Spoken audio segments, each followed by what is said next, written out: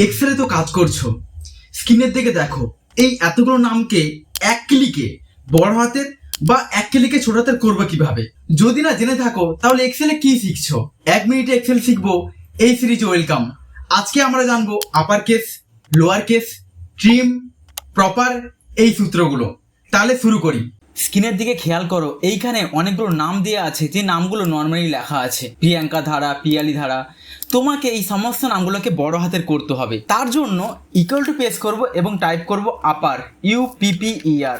Keyboard থেকে tab press করছি, রেঞ্জটা নিচ্ছি, প্রিয়াঙ্কা ধারাকে নিচ্ছি, এন্টার দিচ্ছি, সমস্ত নামটা বড় হাতের হয়ে গেল এবং অটোফিল করে দিলাম। নেক্সট সূত্র কিভাবে ছোট হাতের করব, দেখো সমস্ত নামগুলো বড় হাতে লেখা আছে। আমি ইকুয়াল টু প্রেস করছি সেলে এবং টাইপ করবো লোয়ার, ট্যাব দিচ্ছি, নেমটা সিলেক্ট করছি, এন্টার দিচ্ছি, সমস্ত নামের অক্ষরগুলো ছোট হাতের হয়ে গেল। এইখানে টেবিলে দেখো বেশ কিছু স্টুডেন্টের নাম দিয়ে আছে। নামগুলোকে আমি প্রথম অক্ষরটা বড়াতে চাইছি, অর্থাৎ কিরণের কে এবং টাইটেলের ডিটা বড়াতে চাইছি। ইকুয়াল টু দিয়ে টাইপ করবে প্রপার এবং সিলেক্ট করো সেলটাকে, এন্টার দাও। তুমি যদি খেয়াল করো নেমের প্রথম অক্ষরটা এবং টাইটেলের প্রথম অক্ষরটা বড় হাতের হয়ে গেছে। এই টেবিলের দিকে বিশেষ করে মন দাও, যদি ভালো করে দেখো ডেসক্রিপশানে এইখানে অনেকগুলো স্পেস এক্সট্রা নেওয়া আছে। এই স্পেসটা কাটার জন্য সূত্র আছে ইকুয়াল টু ট্রিম এবং সেলটাকে সিলেক্ট করো, এন্টার দাও। দেখো এক্সট্রা যে স্পেস ছিল মানে একটার বেশি স্পেসটা কেটে দিয়েছে।